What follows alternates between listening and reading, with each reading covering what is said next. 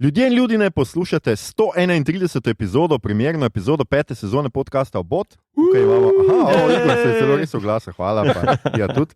Ker tukaj imamo v oklepaju napisano namreč huronsko navdušenje. Upamo, da ste tudi vi navdušeni doma. Skratka, da nadaljujemo podcasta, v katerem za vas gledamo, spremljamo, beremo, preizkušamo in poslušamo serije, filme, risanke, špile in knjige vseh žanrov od F do Z. Obot, onirično budni in odprto očno drmajoči smo, tako kot skoraj vedno, Mito Gegić, Servus, Igor Harp Yo. in Aljoša Harlamov. Spodobi se jim pravično je, da v 5. sezono vstopamo z gostjo in z nami je filmska in stripovska kritičarka, magistra sociologije kulture, ki je, to sem moral izpisati iz njene biografije, magistrirala iz obravnave smrti v igranem slovenskem celovečernem filmu od 1991 do 2017, Pija Nikolić. Živo, Pija. Zdravo, lepo zdrav. Skratka, zelo zanimiv magisterij imaš, to moram povedati. No. Ja, zato pa je tudi trajalo toliko časa in pravzaprav sem se spravljal v to, ker me je zanimalo, zakaj vsi pravijo, da so slovenski filmi tako slabi. Aha. No, jaz sem jih pogledala, verjetno še veliko več tistih, do katerih ostali sploh prišli niso in marsikateri je zelo slab. Ne? Sicer respekt vsem unim, ki delajo filme o antičnih časih, pred svojimi domačimi bajtami v ajdovščini v togah. Ampak sem ugotovila, da recimo imamo Slovenci očitno en velik problem, ki se mu reče filmski scenarij.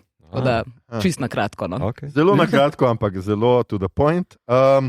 Glede na to, da si v programski ekipi festivala Razlita tinta, ki ga pričakujemo 5. do 9. oktobra, dragi naši, to je že naslednji teden, ti prepuščam mogoče še ta uvod, da povabiš poslušalce na vaš festival. Seveda toplo vabljeni, da se nam pridružite od 5. do 9. oktobra. Ponavadi zmer tako zgleda, da imamo čez teden. Začeli bomo v Zorici oziroma še prej z razstavo in potem imamo v bistvu otvoritve razstav vse tam nekje do petka, različne razstave, zraven bojo pogovori z avtorji. V četrtek je sicer tudi dražba stripovskih del in ilustracij, dobrodelna dražba za Maksa Modica oziroma za njegovo družino, ker on je pač preminul. V soboto pa je potem ta veliki dan v Kinu Šiška, kamor ful vabimo vse, ker imajo pa v bistvu recimo lanskoletni zmagovalec najboljšega stripa bo imel svoj masterclass, pa vsi tuji gosti imajo pol masterclasse. Slišali bomo nekaj ljudi iz prvencev, dopoldan imamo program za mulce, neki delavnice, pa itak pol sejem stripovski, tako starih stripov kot novih stripov, pa še podpisovali bojo v bistvu pač razni avtori. Če mogoče sam na kratko omenim, kdo bojo gosti letos. Atak prihaja iz Nemčije, ima razstavo posvečeno Dicku Tracyju in Tintinu, oziroma Tentenu, kot mu rečejo, ne, v etnografskem muzeju. Pol Peter Cooper končen pride, zdaj imamo v bistvu že 3 njegove stripe prevedene, 2 sta na temo kratkih zgodb Franca Kafke. Pol Moja Romanova recimo tudi pride, ob tej priložnosti bo tudi preveden in izdan njen autobiografski strip Goblin Girl. Da ne se preveč veseliti, nima toliko veze z goblini, bolj gre za to, kako je ona nekoč živela v nekem skvotu nad neko prodajalno in kako je bilo težko in pač v nekem trenutku sicer pride do goblinov, ampak ni zdaj to, da je zdaj to neka cela sci-fi oziroma fantazijska zadeva. 15 let Kuša bomo praznovali, to je en tak latvijski strip burger v bistvu in v bistvu bojo naredili tudi izmenjavo, ko strip burger ima letos 30 let, pa bojo oni urednikovali Kuš, pa Kuš bo pol urednikoval strip burger. Potem pa še Brecht Evans pride, tudi en njegov strip bo preveden, ki bo v bistvu tako parodija umetniškega sveta, vaški umetnik, on je tako v bistvu en od teh najbolj top razvpitih avtorskih striparjev trenutno v Evropi. Zaključili bomo pa 8. oktobra tale sejemski dan s podelitvijo Zlatirepcev, nagrade za najboljši strip ob 8. v Kinu Šiška. In sicer na tak način, če se mogoče spomnite iz Radia Študent, risanke Radia Študent, ne, bo Ciril Horjak, bo pač taki bo risal stvari na platno, zraven bo Rok Kušlan pobiral ideje za to, kaj naj se riše iz publike, zraven bo pa Žiga Golob v bistvu igral, tako da smo rekli, da zakaj bi mogla biti vsaka podelitev nagrad tako brezvezna, ne, dajmo nekaj boljšega narediti. Evo, čist na kratko. To bo očitno tema dneva, da bom probala stvari na kratko povedati. Za razliko od nas. Hvala, Pija, super. Jaz mislim, da ste slišali marsikaj zanimivega, kar se bo dogajalo, se pravi, to je naslednji teden tukaj v Ljubljani, pridite si kaj pogledati, tudi nas boste kje gotovo srečali in mi se seveda veselimo Razlite tinte od 5. do 9. oktobra še enkrat. Današnja epizoda pa je, kot smo napovedovali, posvečena stripu oziroma grafičnemu romanu ali risoromanu The Sandman in njeni ekranizaciji istoimenski seriji, ki si jo lahko gledate na Netflixu od 5. oziroma v celoti od 19. avgusta. Prva sezona šteje 11 epizod. Če serije še niste pogledali, potem za vas velja pošteno opozorilo, da bomo o seriji govorili brez zadržkov, torej z vsemi kvarniki, zato na tej točki nehajte poslušati. Poglejte serijo in se vrnite k poslušanju epizode, ko boste to misijo uspešno opravili. Če pa ste serijo že pogledali ali pa je niti ne nameravate gledati in vas bolj zanimamo mi, pa se udobno namestite, zaprite oči in počakajte, da vas naši raskavi glasovi posujejo svojim peskom in že se bomo zavrteli v deželo Mižule. Maestro, kaj pa drugega? Metallica.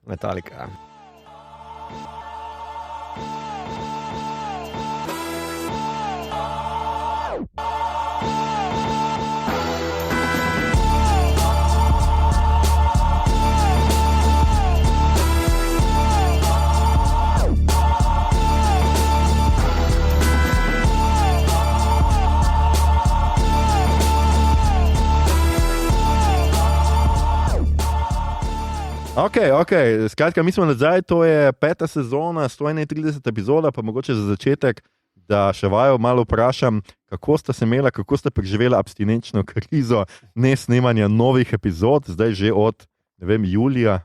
Ja, ker vsake toliko sem vklopil računalnik, pa začel razlagati, kaj sem pogledal. Pa kak Star Trek kot tiček sem si naredil. Nice, that's nice. Mita ti? Ja, jaz sem neznancev govarjal na cesti. Super. Mene včasih neznanci mene ogovarjajo, tako da mogoče si bil kdaj ti. Skratka, danes bomo govorili o prvi sezoni serije The Sandman na Netflixu. Kar nekaj prevodov imamo, Peščeni mož, Mivka mož, ampak jaz mislim, da je moj najljubši še vedno Sanski moški. To je Igorjev prevod. Andraž Jerič je tega prijavil na Twitterju in lepo je. Ja, skratka, dajmo akolade tam, kjer mora iti. Andraž Jerič, hvala. Skratka, Sanski moški. Stvar, ki izvija sicer iz evropske, zlasti skandinavske folklore. Jaz se več čas skušam spomniti, da so meni tudi v otroštvu govorili, da tam mu nekdo sanje prinesel, ampak se ne spomnim, kako smo mi to imenovali. Zobna miška mogoče? Ne, zobna miška prinese on cash za zobe. Za mlečne. To je edina, kar se jaz spomnim, da si sanjal, pa se je nekaj zgodil. Ne vem, ali neki bavcek, kao, ne? Bavcek? Mogoče kar strelam zelo prazno.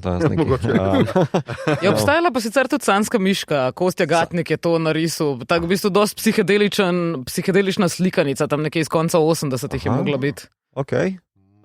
Glej, mora biti, skratka, to najdemo sicer ponovati teh skandinavskih, Hans Christian Andersen je napisal eno zgodbo z Sandmanom. Ja, mi Slovani nimamo tega, mi samo padeš.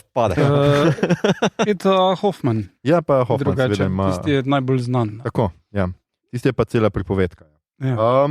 Žanrsko gre za fantazijo, urbano fantazijo, grozljivko, skrivnostnico, tudi malo prvine kriminalke ima z enimi elementi, posebej serijskih morilcev. Zdaj seveda se spodobi, da vam nekaj nucnikov povemo, če bo kdo karkoli imel za dodatne, seveda vskoči, drugače bom jaz tole hitro skušal zdrdrati, da ne zapravljamo časa. Ustvarjalci serije so seveda Neil Gaiman, očitno, David S. Goyer, ki ga poznamo kot scenarista trilogije Blade, pa Nolanove trilogije Dark Knight, pa Man of Steel, tudi Batman vs. Superman je on naredil, nažalost. Drugače pa trenutno dela Foundation, ki ga tudi čakamo drugo sezono in pa prevod ene knjige. Potem pa Alan Heinberg, ki je delal na Wonder Woman, Sex and the City, Gilmore Girls, Grey's Anatomy, Young Avengers, skratka izpisal sem si vse najbolj nenavadne stvari, ki jih je delal. Drugače je to produkcija studijev DC Entertainment in Warner Bros. Predloga pa je risoroman The Sandman, ki je obstajal v 75 številkah in izhajal od januarja 1989 do marca 1996. Pisatelja in scenarista Neila Gaimana, pri založbi DC Comics je izhajal. Gaiman je avtor številnih romanov, ki lahko beremo tudi v slovenščini in so bili večkrat oziroma večinoma že ekranizirani. Ameriški bogovi, Nekoliko je pokopališka knjiga Coraline, skupaj s Terjem Pratchettom pa je naredil tudi Dobra znamenja, verne in natančne prerokbe Agnes Natter Coprnice. O tem smo o seriji in o knjigi posneli 25. epizodo podcasta. Za svoje pisanje pa je med drugim prejel nagrade Hugo, Nebula in Bram Stoker. ki ga ne omenjam po nepotrebnem, ampak več o tem na koncu te epizode. Sandmana so risali številni striparji, Sam Keith, Mike Dringenberg, kakšen primek, Dringenberg, ne mogo biti, ampak dobro, Jill Thompson, Sean McManus, Mark Hempel, Brian Talbot, Michael Zulli, črkopis je delal Todd Klein, naslovnice pa Dave McKean. Imam covers. Okay. Režirali pa so serijo 7 režiserjev, ampak med njimi največ epizod 4, Jamie Childs, ki je delal na His Dark Materials in na Doctor Who, in iz Doctor Who sta kar 2 igralca v seriji, in zdaj bomo seveda pogledali igralce še. Na hiter, samo Lord Morpheus, skratka glavni junak Sandman je Tom Sturridge, ki ga jaz se ga spomnim iz The Boat That Rocked. Ja. Ne vem, nisem se bil tako pozoren. To nisem gledal. Blazno na njega, pa se mi ne zdi tako mlad v resnici, ampak mogoče pa to make-up. Boyd Holbrook, ki se ga jaz zelo spomnim, je skratka v temle Corinthian, drugače pa jaz meni najbolj iz Narcosov, pa z Logana, pa z Predatorja, seveda, ne? Vivienne Acheampong je Lucien, nima še nekih velikih igralskih vlog. Patton Oswalt je Matthew the Raven, skratka Crocker. Ma glih kar stand-up nov, ki je genijalen. Na Netflixu domnevam. Tako je. Drugače je igral Koenigse v agentih Shielda, oboda, valjda. Potem je David Thewlis, je John Dee. Naked je pač njegova vstopna točka, drugače, ampak vem, da ga vsi poznate najbolj kot Remusa Lupina iz Harryja Potterja, zakaj sploh se trudim s čimerkoli drugim. Bil je drugače, v Bog vojne, v Wonder Woman. Wonder Woman. Drugače ga bomo pa videli zdaj v Enola Holmes, ki prihaja novembra, mislim, da oktobra že na Netflixu, v Avatarju 3. Jaz se ga pa spomnim kot Verlaine iz filma Rimbaud, kjer nastopa zraven mladega Leonardo DiCaprio. Čudovit film. Jaz pa kot gospoda Varge iz 3. sezone Farga, ki je najboljša sezona Farga, ravno zaradi njega. In potem imamo Jenno Coleman, ki igra Johanno Constantine, ki je Clara Oswald iz Doctor Whoja, in to je vse, po čemer bi si jo mogli zapomniti. Gwendolyn Christie je Lucifer in igra Brienne of Tarth, seveda v eni seriji, ki je nepomembna in ne bomo omenjali. Pa Captain Phasma iz Star Warsov je iz zadnje trilogije. Potem imamo Kirby Howell Baptista, ki igra Kirby Howell Baptist, ženska je, ki igra Smrt, igrala je v Killing Eve, pa v Barryu, pa v The Good Place. Pa Mason Alexander Park je ona, oziroma on je Desire je poželenje, je iz Cowboy Bebopa. Potem pa so med noter še Arthur Darvill, ta drugi igralec Dr. Whoja, ki sem ga obljubljal, Stephen Fry, ki je meni tako prijetno presenetil, da je on v tej seriji, da sem mogel agentoma kar napisati. Pa Mark Hamill posvoja glas Pumpkinheadu. Mervinu. Tako. In to je dejansko vsi igralci, ki kadarkoli so igrali v katerikoli filmu in seriji. Skratka, to je to za tole serijo. Jaz mislim, da igralska zasedba, že potem, kar ste slišali, zveni fajn. In zdaj se vračamo, začnemo z pogovorom končno. In prvo moje vprašanje seveda... je obnova, ne? Je obnova še, hvala. Zakaj pa nisem videl, da zgreš obnova? Skratka, najprej bomo se seveda pogovarjali o obnovi in sicer bo Igor obnovil serijo. Ja, zelo na kratko. Ne. Prvi prizor, začnemo. Napisi. Najprej naredi. Ja. Skratka, Sandman, ki smo menili, je tale glavni junak, on je antropomorfni koncept san, je eden od neskončnih, endless. In v začetku on tam fura celo sceno sanje, pa pomaga ljudem sanjati, pa ima cel svoj sanjski svet. Dogaja se pred 100 leti, ko ga Charles Dance ugrabi. Kako si Charlesa Dance spustil? Ja. Ne pomembno, ker je v prvi epizodi par minut. Skratka, ga ugrabi, ko hoče smrt ujet, pa pač napačnega Endlessa zgrabi in potem ga ima zaprtega za 100 let, še on umre, ko ga ubije sin, potem še sin ima zaprtega in potem se reši in v tem času so mu vzeli 3 magične predmete in on mora najti najprej te 3 magične predmete in prvo polovico sezone, prvih 5 delov, jih on nabira skupaj in kar je v osnovi tak en quest pustolovščina, ampak na to uspe Gaiman dodati toliko svojega šita, da preseže eno Indiana Jones, neko tako lumparijo. No? Lumparijo. Skratka, tukaj potem ga spremljamo, ko on odkriva, kdo je on, kako se je svet spremenil, do tega, ko se potem na koncu spopade s tem Johnom Deejem, ki ima kristal, in vidimo en čist fascinanten del, ki se odvija cel del v Dinerju in je tudi v stripu en najbolj proslavljenih izvodov bil, kjer dobimo eno tako psihološko študijo, krasno odigrano, krasno zrežirano, da res dol padeš. Vmes imamo tudi eno sceno, ki si jo je Gaiman direkt vzel iz Good Omens, ki v bistvu gre skozi zgodovino, pa se dva človeka srečujeta, pa se svet menja, pa je lušno, ampak je tak, to sem že videl, pa isti človek je naredil. Ampak vseeno je dosti vredno narejeno. Potem pa je drugi del sezone, v katerem je Sandman v bistvu stranski lik in se ukvarja z tem, da spravi pod kontrolo kakorkoli Vortex Sun, ki grozi, da bo uničil svet. In to je ena čist prijazna punca, ki se odpravi na pustolovščino in v bistvu je ona glavna junakinja tistih 5 delov.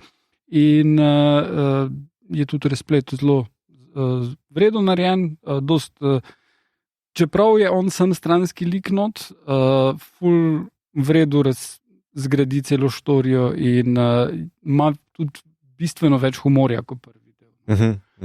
Pol pa je še zadnja epizoda, bonus, ki so jo kasneje dodali, ki pa je narejena iz 2 kratkih zgodb iz 3. zvezka Sandmana oziroma 3. letnika, kjer je prvi polovica animirana in je krasno in je o mačkah, o tem, kako mačke sanjajo, da bodo prevzeli svet in se igrali z ljudmi, v stilu tako, kako se igra z miškami in ptički. In potem zadnji del je pa še ena štorija Kaliopa o muzi Kaliopi. Tako da to na kratko to. Okay. Super. Hvala, Igor. Kraj skratko. Ja, ok. Skratka, to je štorija Sandmana. Mogoče za začetek vseeno, mi, ki smo malo brali stripe, povemo še to, in Pija, tu je seveda tvoje častno mesto rezervirano zate. Seveda, koliko recimo serija je zvesta stripu, kaj mislite tukaj, mogoče tudi z enim premislekom, a je ta zvestoba stripu kakorkoli vpliva na to, kako danes gledamo, ker je strip vseeno skoraj 30 let star, ne? Od prve epizode, ki je šla, je to zdaj že 33. Ja. Je to ogromno enega časa, ne? In a so bile kakšne adaptacije prirejene ravno zaradi tega? Ti si brala stripe, skratka, ampak domnevam, da ne glih včeraj. Ja, res je, nekatere sem že precej časa nazaj, ampak recimo prva stvar, ki sem gledala in pričakovala serijo, moram priznati, da me je malo razočarala. Čist v tem vizualnem smislu, ne, naprimer Sin City, ne, s to črno kamero in rdeče-modro-belimi, mislim, rdečimi, rumenimi, modrimi barvami, se mi zdi, da je pač Sin City odličen primer tega, kako lahko v bistvu stripovsko estetiko spremeniš v film. Ne. Watchmeni, ne, na zadnje, so tudi zelo zvesto sledijo temu. Zdaj, pri Game of Thrones tega ne morem govoriti, zaradi tega, ker v bistvu Game of Thrones so začeli obratno delati, tako kot je zdaj popularno, da v bistvu, ko naredijo zgodbo ris za film oziroma za serijo, v bistvu najamejo toliko dobre risarje, da pol hkrati izdajo. Medtem, ko tukaj je pa meni recimo ravno ta neka estetika Sandmana mi je bila tudi toliko zelo blizu, čeprav recimo nisem toliko fan ameriških stripov, sploh teh Marvel, DC, mogoče prej kaki Dark Horse ali pa kaj tacga, ki so mogoče malo bolj avtorski, niso tako super junaški, ampak Sandman, naprimer, ne, se mi je pa zdel, da recimo že ta neka ozadja, ki včasih sploh so neobstoječa, ampak gre za neke žive, močne, žive barve, ki delujejo v bistvu zelo hipstersko, ne, ker naprimer jaz nisem človek, ki bi dala na sebe hkrati oranžno in modro barvo ali pa kaj podobnega, ne. Ampak take neke 90-ta estetika v bistvu bi lahko rekel, čeprav je bil, mislim, ja, sej, začetek 90-ih je itak tudi strip izhajal in v bistvu to je recimo nekaj, kar sem mal pogrešala v v sami seriji. Zaradi tega, ker je narejena dosti kot klasično. Ne? Ok, saj imajo neke te hude efekte, ko on tam, ne vem, popravlja nazaj svoje sanjsko kraljestvo, ampak naprimer malo sem pogrešala tega, ne, ko bi se ful bolj lahko poigrali s tem. In zato mi je bilo ful zanimivo, ko sem brala, da v bistvu Gaiman je pri tej adaptaciji, ki jim je končno uspela, ne, ker že leta 91 bi v bistvu mogla biti ta prva, pa jim je rekel, sorry, jaz delam strip, dajmo to kasneje.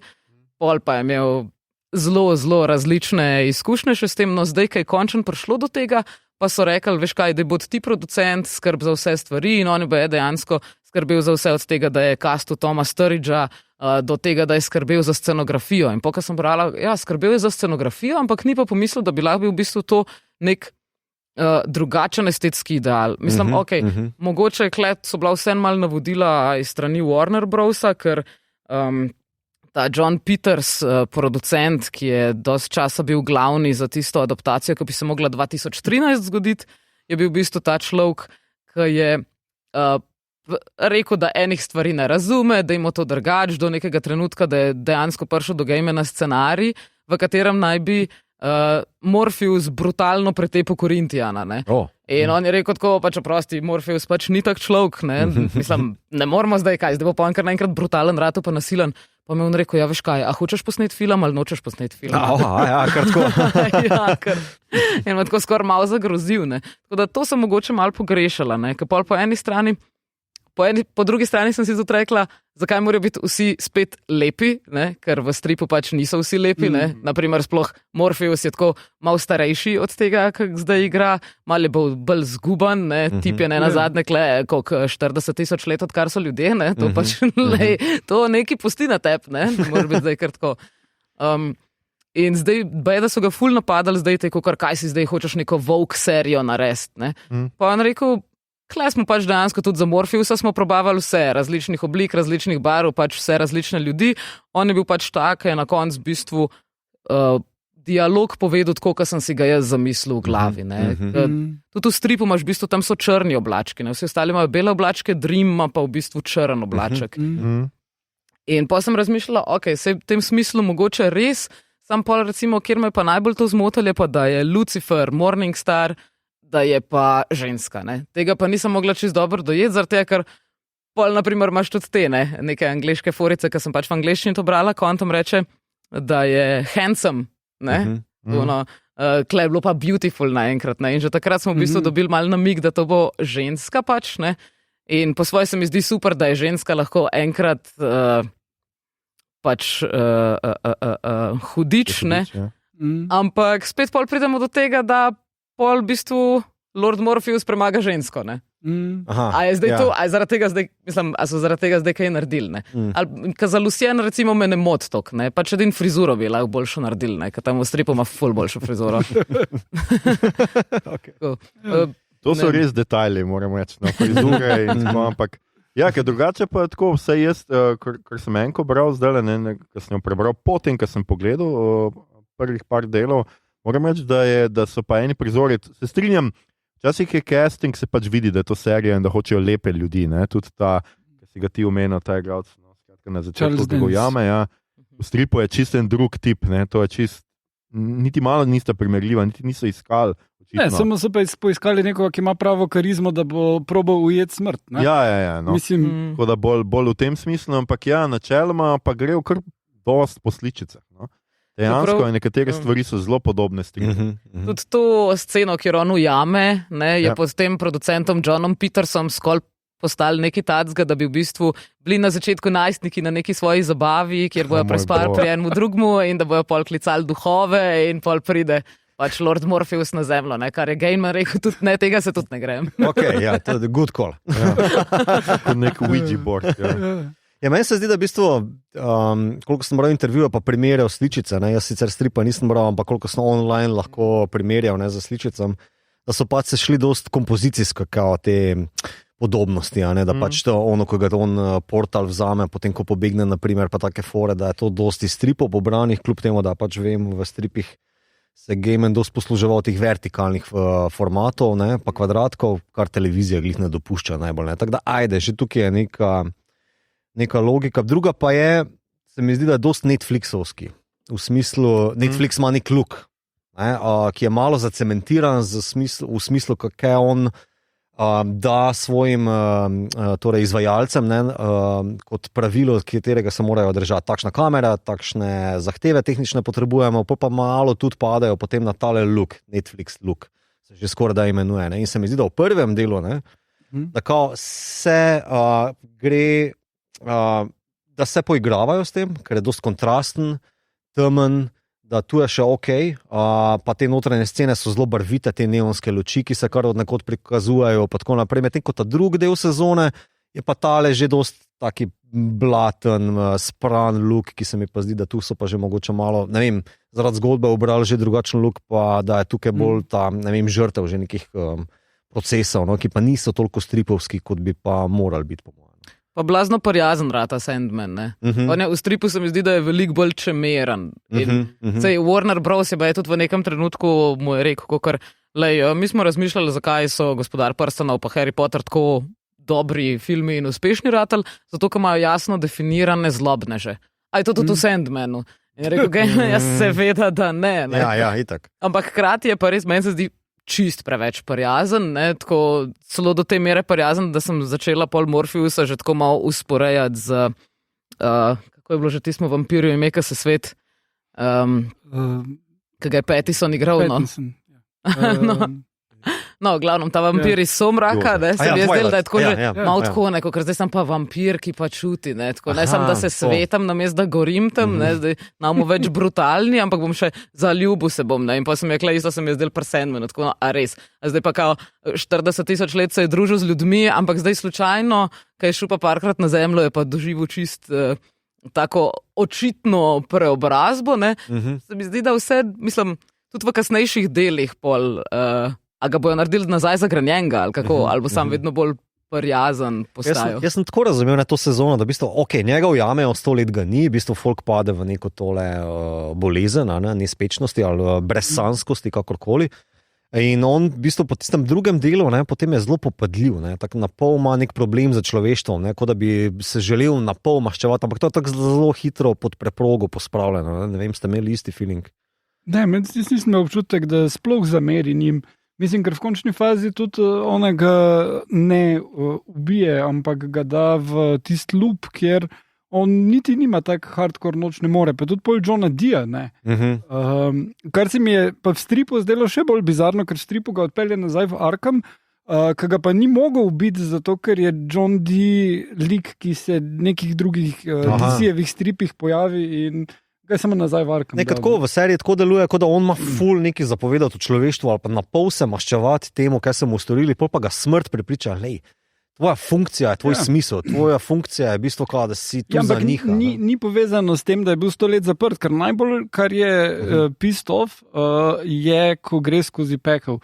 In ko vidi stvari, ko ono svojo bivšo srečo, pa take stvari ga bolj zmotijo. Mislil sem veš, bolj dober izraz, ker v bistvu nek lok ima preko sezone, da se pač nekako spravi s tem, da pač je on sluga človeštvu s tem svojo funkcijo in da pač na začetku ga mogoče malo iritira to, da kao pač ta ujetost mu je pustila neko sled, neko travmo in da pač prvih par epizod imamo nek problem tam, dokler vse za smrtjo ne pogovarja, pa mu ona nekako skozi čudovit del pokaže v bistvu, kaj se pa da mi endlessly, nekončni počnemo. Takšen feeling smo. Ja, mogoče v tem, čeprav jaz nisem imel toliko občutka, da je jezen, samo več čas mi daje bolj ta vibe nekega razočaranja, neke depresije, melanholije, ne vem česa, nostalgije. V resnici je mene Sandman zelo, zelo spominjal na Dylan Doga. Na Dylana Doga. Jaz moram reči, da tu noter v tej, itak sta oba zelo si podobna med sabo. Samo hiter intermezzo danes, ko to snemamo, je 40 let, če se ne motim. Ja. Wow. Dawn of the Dead, ta prva epizoda, meni luknjo. Zelo možno, nisem priznal. Ali 86, ne 86, torej 36 let.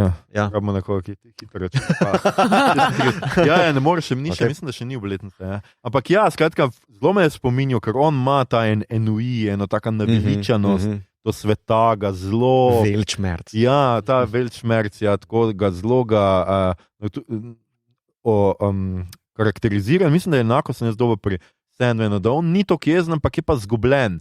Ne ve točno, kaj je njegova funkcija, kar pa je povezano s tem, da je bil 100 let zaprt, da je prišel nazaj, da mu je ta dreaming, se pravi sansko kraljestvo, začelo razpadati, da je skratka zelo težko si pridobil nazaj vse te svoje magične predmete in svojo moč, potem pa takoj isti trenutek pride ta vrtinec, sanski vrtinec, ki mu spet ogrozi to moč in da je mogoče malo se tudi spraševal, kaj je smisel tega, poleg tega, da je seveda on ves čas bil mislil, da bo potisnjen v to, da bo jo moral ubiti nekoga, ki ga je več kot očitno se štekal z njo in mu je bila všeč in je imel neko empatijo, zdaj bo pa moral ubiti za to, da bo pač rešil situacijo. Tako da jaz sem bolj bral v tem smislu. Je pa res, da mogoče, zato ker v drugem delu ga ni tok, ga to tok ne pokaže vsega tega, ne? Se mi zdi, da mal ta odnos, se mi zdi pa tudi meni, da je ta pač epizoda z smrtjo pač ključna zanj, da mu ona pač pokaže, da ni on kralj ljudi, ampak je pač on služabnik ljudi na nek način, da on je servis, ne pa, ne vem, oblast. Ja, da ni Bog. Ne, da ni pač, da Bog je on stanjem, ampak ne na ta način. Tako da to se mi zdi, pa na koncu tudi sem jaz tako, ko se sooči s temi ljubitelji mislijev, je v resnici pač on jim zameri, pač kar počnejo človeštvo in je pač tako, njim se maščuje in jaz s tem berem veliko pač neke empatije do človeštva, ker glej, ti ljudi pobijajo, pač pa ne vem kaj, pa se jim bo tudi ne nazadnje se jim maščuje tako, da jih naredi empatične. Kar je ful zanimivo, jaz sem bral nekoč eno teorijo glede tega, kako smo ljudje razvili empatijo. In sicer v tem, da smo se učili loviti živali in smo se morali naučiti razmišljati tako kot one. Torej, v katero smer bo šla ta gazela. In prek tega se razvije empatija, zato da ti lahko ubiješ nekoga. Sjajno. Bravo. Wow. Da si jo potem ubil. To znal čisto nov spin mojemu delu 15 let. Ampak ja, se pa hotel še to reči, da pa nek log, ki ga pa ima Sandman, pa se meni zdi tudi logičen, bolj iz tega vidika, da je po moje ta serija, prva sezona narejena, kada je zaključena celota. Za vsak primer, če mogoče ne bi dobila zelene luč na nadaljevanje. In še vedno jaz nič ne vem o tem, tudi če ni bilo zaenkrat. V bistvu Gaiman je razložil, da ko so oni naredili deal z Netflixom, je bilo, da če se Netflix ne odloči narediti še ene sezone, najverjetneje najdražje serije, kaj so jo kdaj naredili, oni lahko drugim prodajo. Okay. Zato, ker on ima ful željo, da bi to šlo dalje in to je bilo pol v pogojih in pol mogoče bi HBO bil zainteresiran, ampak zihar ne, zato ker zdaj pač dela na zmanjševanju stroškov, ampak lahko bi Apple prodali. HBO, sexy Sandman, sexy Lucifer. Mogoče bi pa Vojo kupil. Vojo, ja. Pa bi bil Emeršič lahko Sandman. Wow. Res. Ne boš po defaultu šel na kavalca. Že vidim, vzemi ali pusti.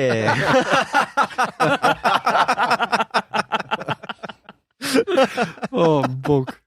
Res, da sem prej rekla, da bi mogoče bili malo grši liki v seriji, ne? Ampak mogoče ne rabimo pretiravati.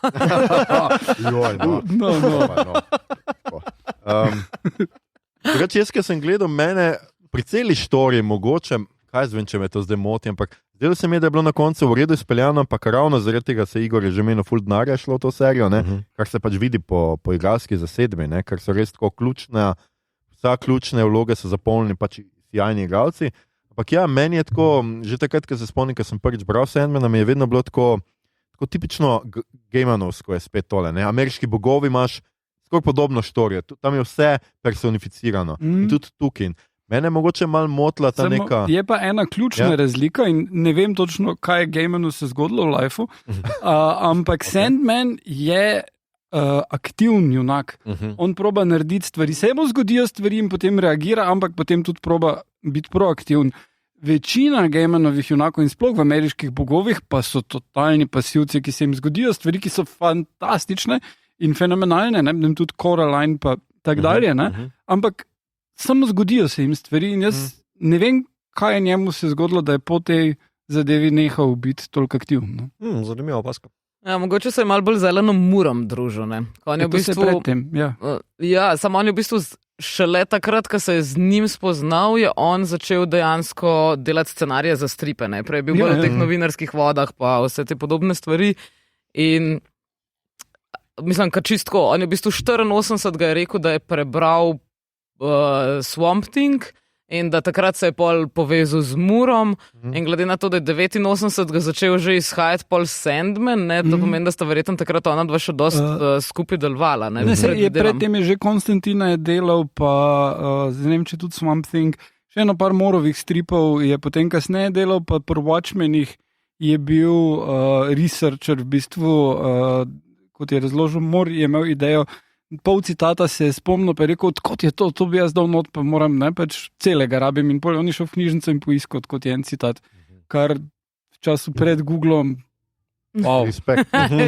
Ja, on je tam že zraven sodeloval, je pa bila pač to tudi želja takrat DC-ja, ne, oni so mali me zmanjkovali, niso več vedeli, kam bi hoteli se nadaljevati to zlato dobo stripa in tako naprej in so iskali, kaj naj zdaj po vseh teh in je bil istočasno, ko jim je Gaiman ponujal Sandmana, so oni tuhtali, da bi Sandmana obudili. In se tako tudi neka ta urednica, ki je dobila za zadužitev, da pač obudi, da prvo Sandmanom je pol najela prav Gaimana, ki se je tako nalimo dobesedno pred vrati, ravno tisti trenutek, ki ga je rabila. Tako da je on pol to pograbil. Je pa seveda Paul Gaiman še naredil kar nekaj stripov, oziroma scenarij za stripe, ki pa niso nikoli bili, pač niso ujeli glih Sandmana. No? Ne, mislim, malo je tudi delal Batmana vmes, če se ne motim, pa še enih par teh večjih likov, ampak ni pa toliko vložil v nek razvoj svojega lika več, ker je pol tudi delal romane v končni fazi. Čeprav vse, ko je delal Sandmana, je razlagal, da je on v bistvu delal, ne vem, omejeno, kot bi rekel, 5 ur na dan je delal Sandmana, potem je 5 ur na dan pisal Good Omens, pol je pa še delal članke, da je pač imel za sproti preživeti. Pol je pa še mogoče malo spal. Ja, vmes je pa tist, ko pol nehaš spat, pa si kar tako malo zadet v resničnosti, veš, mogoče je to odličen pač nastavek za delati Sandmana, ne? Si tako neki vmes. Pa če kdo ne zgleda, da spi, je to Gaiman. Ja, to še nismo menili. Podoba Sandmana v stripu temelji na kombinaciji Gaimana, Roberta Smitha pa nekega baletnika, za katerega sem prvič slišal, ko sem to trivijo prebral, ampak meni se je vedno zdelo, da je pač Gaiman pa Robert Smith, to je to, ne? In to v adaptaciji so šli na ful mlajšega, ne, kot si že omenila, ne? Meni bi se zdelo idealno, ne vem, če ste gledali en film z Seanom Pennom, ko je igral starelega rockerja, ki je v bistvu zelo podoben Robertu Smithu, tak bi moral zgledati Sandman, Sean Penn. Ja, meni je bila ta podoba kar dost stripovska, no? Mislim, starič ga precej dobro, pa tudi intervjuje, ki sem ga gledal za e-post izdaje na Netflixu, ne, ko starič v intervjuju govori, koliko je navdušenec, on pa kolikokrat je že to prebral, pa veš, ga prav vidiš, da je v bistvu res zaslužil to vlogo. No. A pa res ti zgleda, ko meni recimo tam zgleda bolj kot nek, v stripu naprimer zgleda bolj kot da je tam nek vojak iz, ne vem, sopotnik Prešerna, ne? Medtem, ko tukaj mi izgleda kot nek berlinski hipster v resnici. Ne? Ja, totalno. Ja, tak dark hipster. Ja. Tak Blixa Bargeld. Blixa Bargeld 220, ja. I love it. Ful je vse tak clean, pa tudi frizuro ima tako dost urejeno. V bistvu, če pogledaš stripu, so tisti lasje, sračje gnezdo. Je dobro, samo stripovskih frizur ne gre, razen če ne vem, fentaš pa ozona za to. Starič je razlagal, da so probali, ne? Da prvi look je bil, da je izgledal identično. Je imel črne leče, je imel ono frizuro gor in sam sebi je bil popoln, ni, drugim se ni zdel. Ja, gled, vseeno serija zahteva neke svoje stvari, pa neke žrtve, no, da ne moreš čisto zdaj vsega prenesti gor, ne? Ja, ne, mislim, adaptacija, kot smo zdaj v dobi adaptacij, ne, zraven, mi še imamo zdaj v Staržerju House of Dragon pa Rings of Power, ne, ko so vse bolj ali manj adaptacije. Kompromisi so vedno zaželjeni, bom tako rekel, so zdravi, so cool za kreativnost pa vse to skupaj in tudi tle se mi zdi, da koliko sem videl, ne, po teh sličicah, pa strip še moram prebrati, ampak koliko sem pa videl, se mi pa zdi, da je na mestu, ni takšen razkorak, da je isti DNK tukaj posredi. Kako se je vam pa ta 24/7 zdaj vama, ko ste tudi brali strip? ker vem, da 24/7 so bili, kao bral sem, da so bili nekateri razočarani. Meni se je zdelo, da je to najboljš, kar je možno dobiti iz tega materiala. Ne more biti tak dark zato, ker to je osnovna fora pri stripu, da stvari, ki se zgodijo med dvema sličicama, si jih narišeš v glavi in ko imaš dve tok disturbing sličici, ko so tu v stripu, si ti narišeš nekaj ful bolj groznega, kot lahko daš v serijo not. Ne? Ampak tako da jaz nekako vedno gledam adaptacije stripov, tako da se tega zavedam in se mi je zdelo genialno, tale 24/7.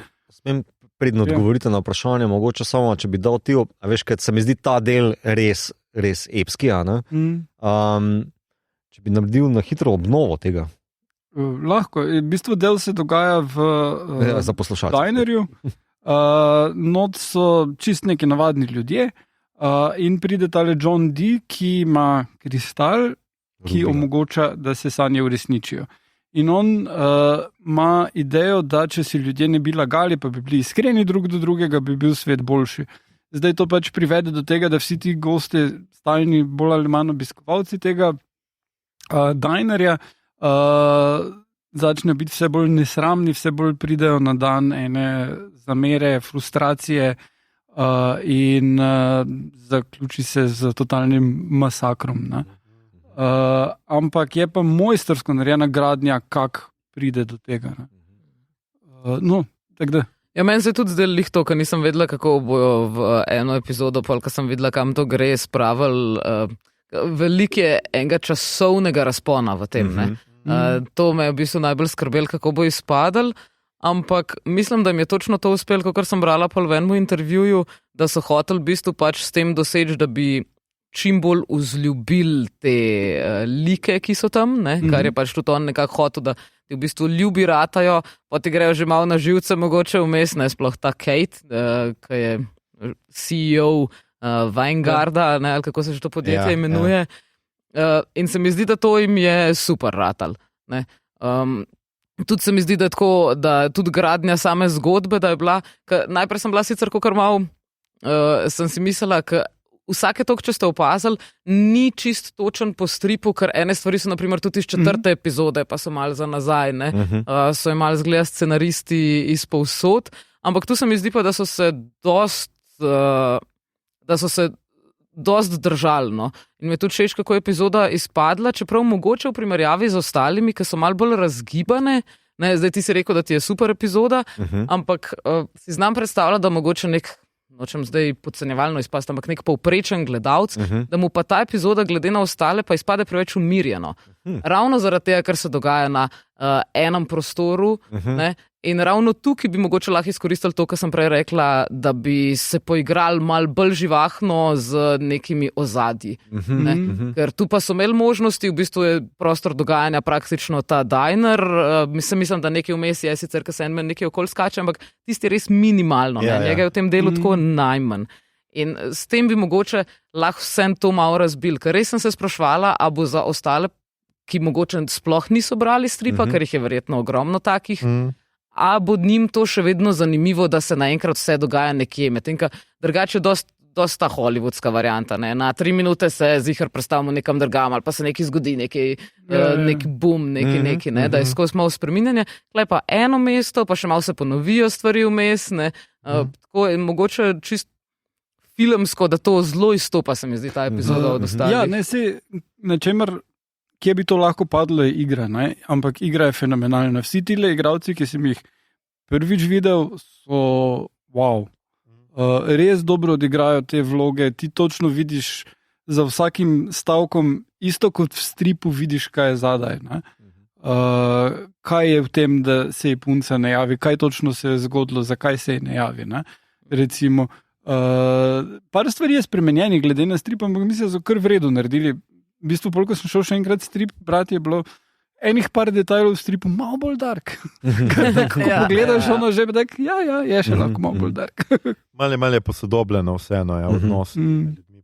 Ampak drugače pa tako, jaz sem sicer, meni tle ta epizoda se mi zdi sicer fantastično narejena, ampak malo mi tle priznam, da mi je bilo too much tega svetobolja in tega, da imajo zdaj prav vsi neko strašno skrivnost, o kateri lažejo. Ne? Ni enega lika, ki bi bil pač čisto ok in ki ne bi bil, ne vem, nasilnež, prikrita čustva imel do nekoga. Tisti, ki pride službo iskati, v bistvu pač ni bolano ambiciozen, pač želi si nekaj doseči z lifeom. No?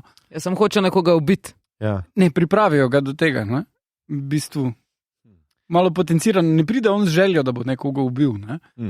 On mu to reče, ubil si ga sam zato, ker si hotel nekoga ubiti. Ne? Ja.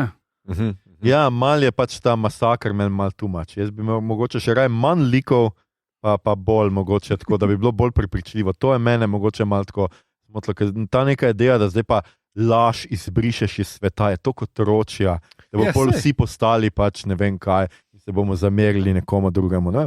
Mi na našem podcastu nič ne lažemo, pa komod gremo skozi. Jaz mislim, da ni to, kot da pač tu je ena ta svetobolja, pa ta mračnost, ki je mal tako gejmenovski. Ja, pred emo, neka pač ta nekta res. Meni se pa je zdelo gof. Kot nekdo, ki ni stripa bral, ker sem šele pošel, ko sem ta del pogledal, pa meni se je zdel izjemen del. Še šel potem neki brat, pa par sličic pogledati, celo neki fanflik imaš na YouTubeu, 30-minutni, ki so posneli po stripu, tako da imaš fanfiction posnet. Igrano. Bom dal v zapiske od spod. No, meni se pa je zdelo, da v bistvu izstopa namenoma. Če si pozoren, v bistvu je komorna zasedba, pa tudi scenografsko je zastavljeno kot neka zaprta zadeva, potem pa še glasba omanjka, a veš, v bistvu vse se zelo upočasni. Se mi zdi, da se v bistvu pogovarja s stripom na ta način, kot imaš v 24/7, v bistvu te urne nastavke, čez eno uro to, čez eno uro to, tled, sicer tega nimaš, ne, ampak je v bistvu ta neko potovanje, je v bistvu počasi stopnjevano, ne, in da to se mi zdi, da je dober pogovor z originalnim materialom, ne. Potem pa pač, imaš te svetobolja, pa kao vse te neke izbruhe, pa umankanje nekih brems, ki bi naj držale naše, ne vem, ki jih laži držijo, ne, za nekimi maskami, pa tako naprej. Ampak, tu sem zapol tako vprašal, ne, a veš, a ni to neka eksternalizacija, v bistvu, kao vsega tega, kar Sandman v bistvu predstavlja, ali pa je, ali pa ga igra, ali pa kakorkoli, a veš, kad ti 4 delov imaš ta neko emoforo, ne, gost, pa kar naenkrat imaš ta diner, kjer umanjka ta glavni protagonist, pa imaš vse te nastavke, ki jih je on do zdaj igral, povezane med vsemi temi liki. Nekako tak vibe se mi je zdelo, kot da v bistvu je nekdo neko veliko sliko naredil, kot to je Sandman, samo brez njega.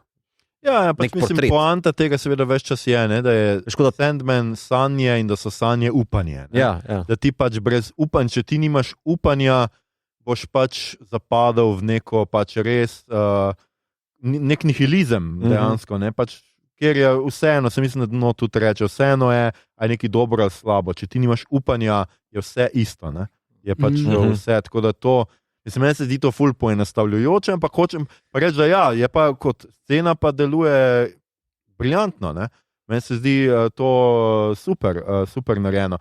Je enako nekaj podobnega je potem pa se v tem specialu, ker imamo tega pisatelja, ki ugrabi to muzo, ki mu potem pač Sandman da navdih z sanjami in ga pač zafrkne tako, da ima zdaj pa preveč navdiha. Ne? In pač kar naenkrat ima ideje tako za knjige, pa za vsak trenutek in pol že mora, ker nima kulija, kar z krvjo pisati po steni in tako. Taka čista, to je zame tako Twilight Zone epizoda. In ko smo že pri tem, seveda pri tem specialu in pri vsem tem, smo tisti, ki nas ne boste imeli danes dovolj tega pogovora o Sandmanu, lahko preberete še našo recenzijo serije Sandman v naslednji številki, se pravi oktobrski številki ekrana, novembrsko-decembrsko. Eni številki. Te, ki bo zdaj kmalu zunaj, skratka, lahko še tam preberete. In od smo se dosti, oziroma vidva ste se, jaz sem bolj samo popravljal, sta se zelo sredotočali tudi na to razdeljenost sezone. Ni to posebej, ti si imel s tem strukturo problem, ker se nekako zdi razbita na 2 dela. Pač od ravno tega 24/7 dela se nekako prelome. In imamo zdaj popolnoma neko drugo zgodbo, niti ni nekega časovnega, niti ni jasno posem, a je nek blazen časovni preskok, ni verjetno, ne? Tako je že on za smrtjo, je naslednji del In je ta struktura, kako vam je bilo pa to,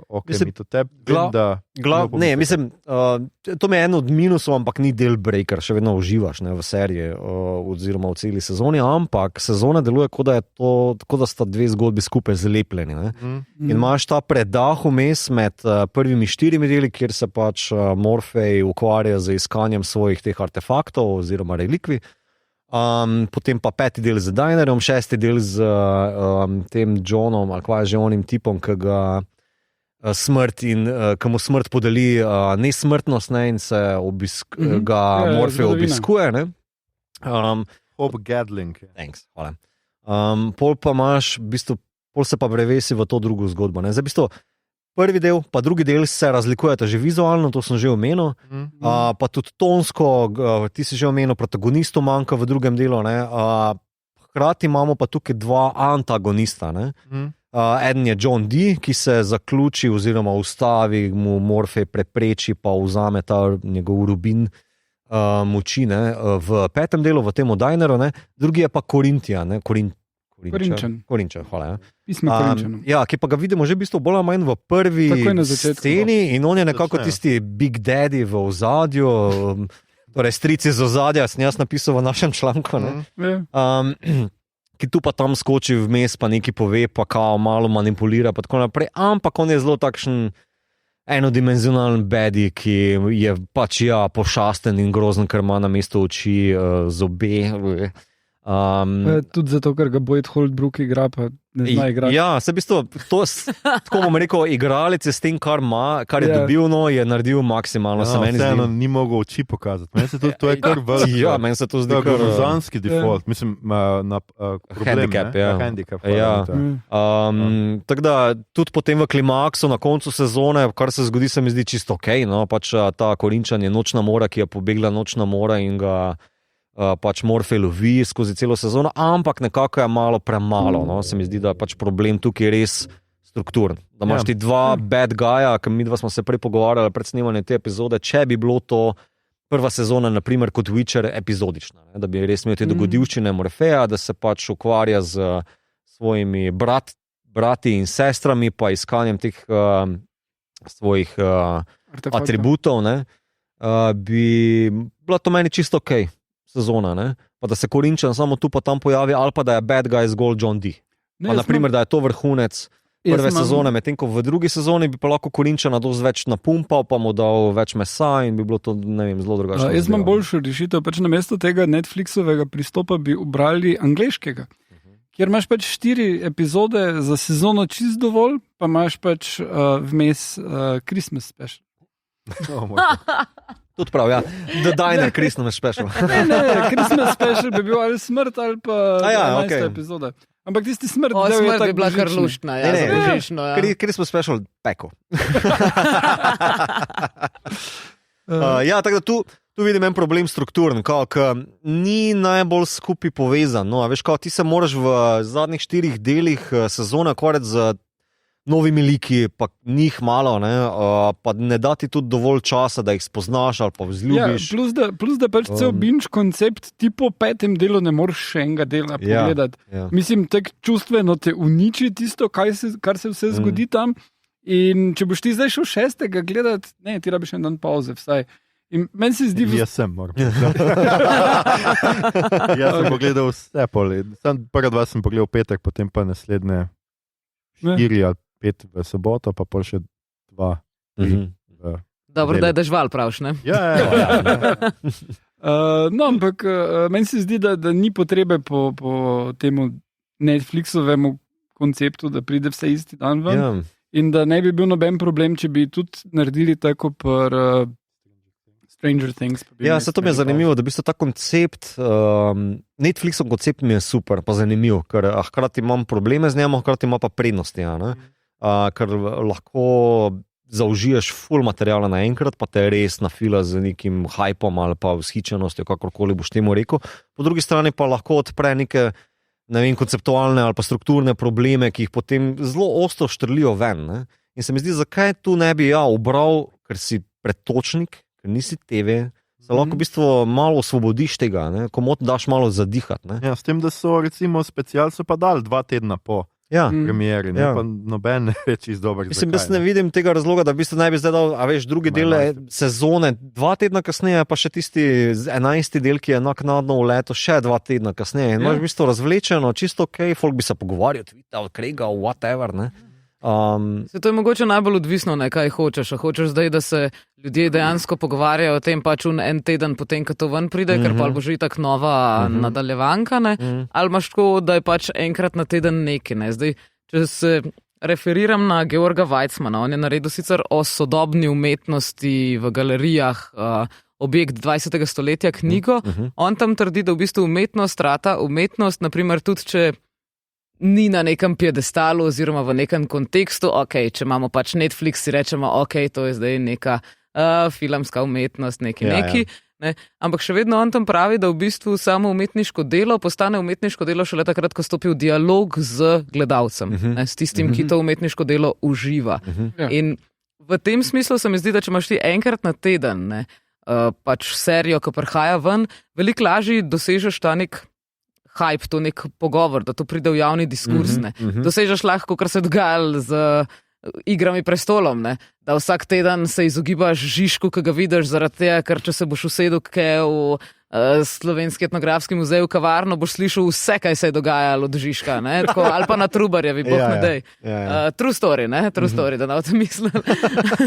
Ampak v tem smislu mogoče je večji boom naenkrat, ne? Ampak hkrati ima ta večji boom naenkrat, po mojem mnenju, veliko manjši vpliv na celotno družbo in čez en let, ko te bo nekdo vprašal za nazaj, kaj si pogledal lani poleti, se boš težje spomnil tega, kot naprimer Iger prestolov, ko so ljudje tradicionalno jih vsako nedeljo skupaj so cimri gledali, se dobivali pri nekomu, jih pogledali, ne, imaš ti Netflix, jaz ga nimam, ne, dajmo se dobiti. Ne, gre se za eno... Temu se reče Netflix.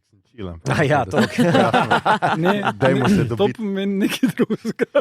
Mislim, sama logika presnavljanja je tukaj, da se res tako izrazim, presnavljanja je tukaj posredi, ker se mi zdi, da Netflix je na začetku to zelo dober jahal, tle pa se mi zdi, da mu zmanjka še posebej, ko imaš tako hudo konkurenco, ne? Ker istočasno zdaj izhajajo neke res hude zadeve, fantazijske, ki so v istem žanru na pol, kot je Sandman, ne? In tukaj, ne vem, jaz bi se osebno bi se drugače odločil, ampak binge koncept izvira iz tega, da so oni najprej dobili celo sezono, ko je bila na TV-ju predvajana, na ABC ali pa katerikoli mreže, ali pa tudi BBC, in je bila na TV-ju predvajana 20 delov ali pa koliko, in potem so oni z nekaj zamika dodali tja gor celo. In ti, če pač nisi uspel gledati sproti, si takrat pogledal ali celo, ali tiste dele, ki ste manjkali, ali karkoli, in to je super. In mislim, to je zelo vredo koncept. Potem so začeli svoje serije delati in so jih dali takoj ven. In tisto s Kevinom Spaceyjem, House of Cards, ne, vredo. Dok so imeli po 1-2 serije na leto, pa pač imaš ta koncept, pa rečeš, zdaj je to, ne.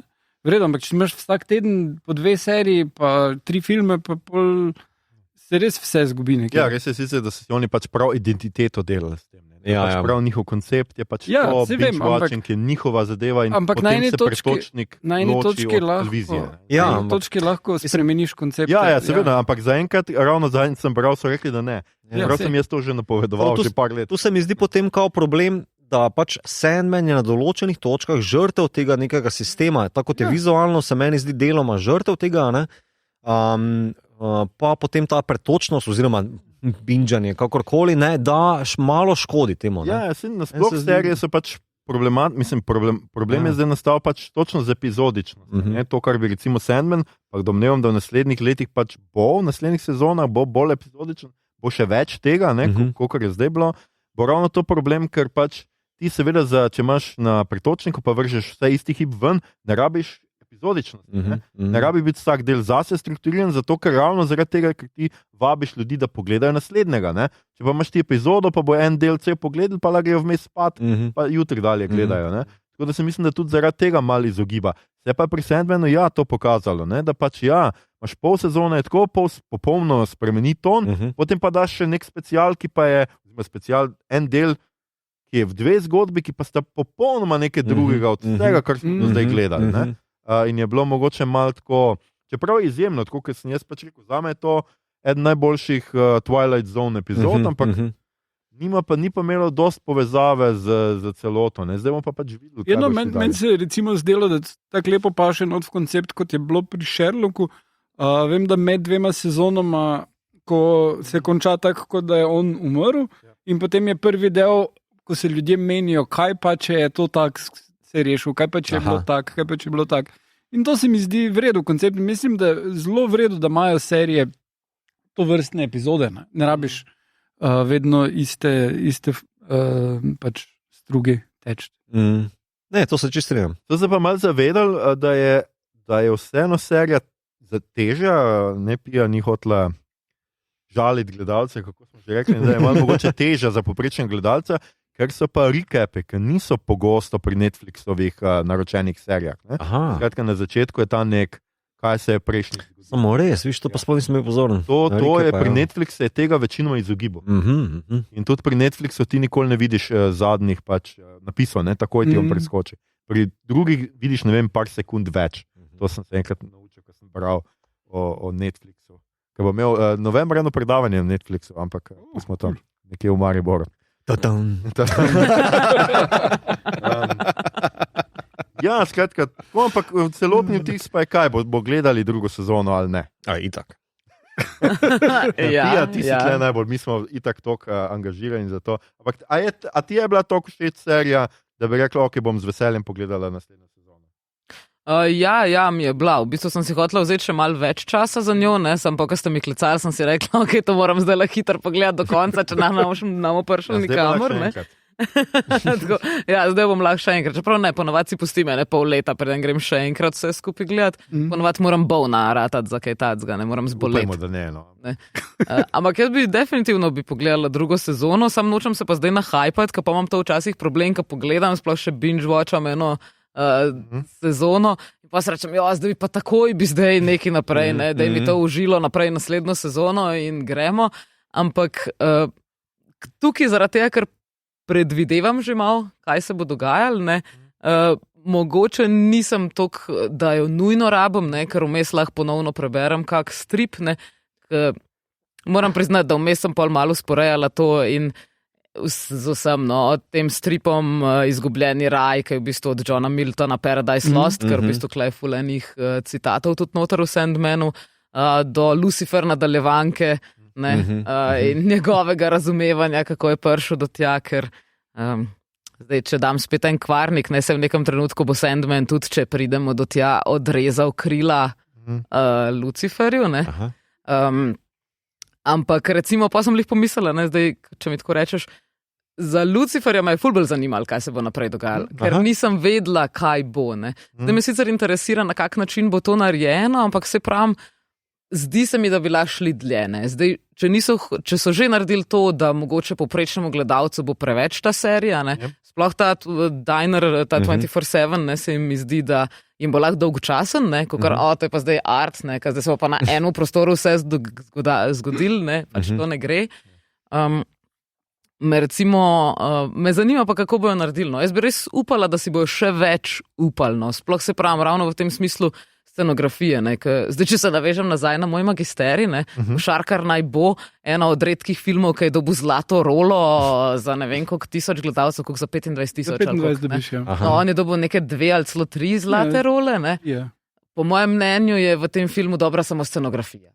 Ampak že zaradi tega verjamem, da marsikatero otrok lahko gleda ta film, ker se ga da gledati. In Sandmana se tudi da gledati, ampak če pa hočeš neko novo estetsko prakso narediti, se mi pa zdi, da bi bilo sicer bolj drzno, mogoče bolj nišno, ampak zdaj, če bojo zajeli ta hype in dobili dovolj gledalcev s prvo epizodo, mislim s prvo sezono, bi mogoče lahko poskusili mal bolj tjaj. Mislim, saj Sin City je bil, kakor spet se referiram na to, ampak Sin City je bil tudi zelo uspešen film, ne nazadnje. To je res. Če smem te vprašati, v bistvu Sandman ima več sporednic strip kot z Sin Cityjem, z Watchmeni, I guess, pa z Dark Knight Returns pa temi. Koliko se ti pa zdi, da je primerljiva tale igrana adaptacija z Watchmeni ali pa z V for Vendetta, recimo? Ja, zanimivo. Ja, kle pa se pravim, kle se mi pa zdi, da se zelo vidi, da gre za ameriško produkcijo. V tem smislu bi bilo zelo zanimivo videti, če bi imeli kaj več teh evropskih ustvarjalcev noter. Ne? Mislim, konkretno za enega vem, da je angleški igralec, sicer ga nismo ga prej povedali, ampak taka igra, kjer je že, Abel je tako ubije Kaina, ne? Ja. No, se pravi, Kain ubije.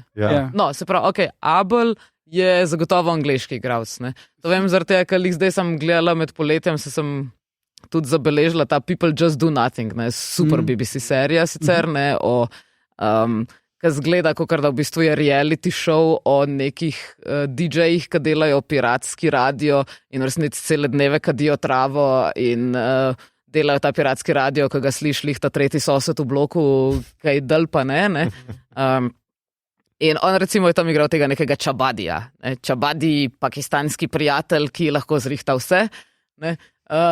Tukaj pa je tudi v bistvu je pa zelo resen in sem si mislila tako, no, ok, dobro, ne. Ampak dobro, ja, pač če je igralec evropskega porekla, to še ne bo zdaj spremenil serije. Ne, se mislim tudi posnete v Angliji, ne, se celotna in produkcija v Angliji potekala in praktično vsi igralci so Angleži. Tako producenti so pa verjetno ameriški, ne? Ja, ampak Warner ima, odkar so Harryja Potterja posneli ogromne studije v Angliji.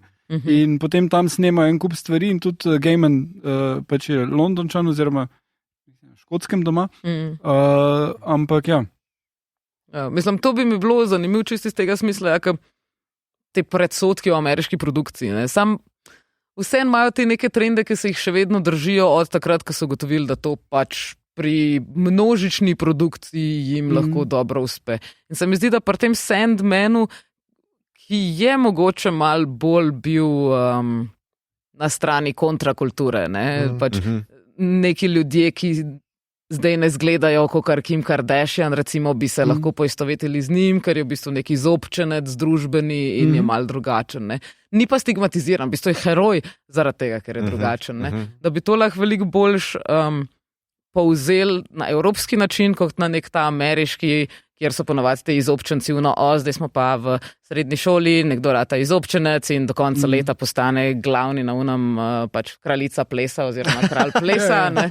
Ker itak se pol to obrne, da on izobčenec postane legenda. Ampak imamo izobčenca, ki ostaja izobčenec.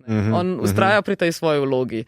In bi zaradi tega mogoče lahko res ustrajali pri tem, ne pa zdaj, da se nam prikupi, ne? Da se pa on zdaj smejčka temu svojemu prijatelju, ki je ratu ki mu reče prijatelj, končno, ne? Zdaj, ko ga vidi po stoletni zaprtosti.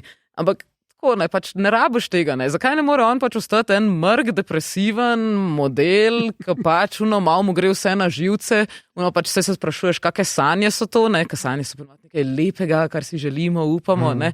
Ampak ne, zakaj ne mogo pač on ostati ta pač model, ki se ga v resnici vsi izogibajo, ne? Pa ki greš stran na avtobusu sedeti zaradi tega, ker si misliš, da me bo mogoče ubil do konca, ne? Če bo vas sama tam na 25, ki so dobrove, ne? Ali pa kaj tako. Prav evropejc.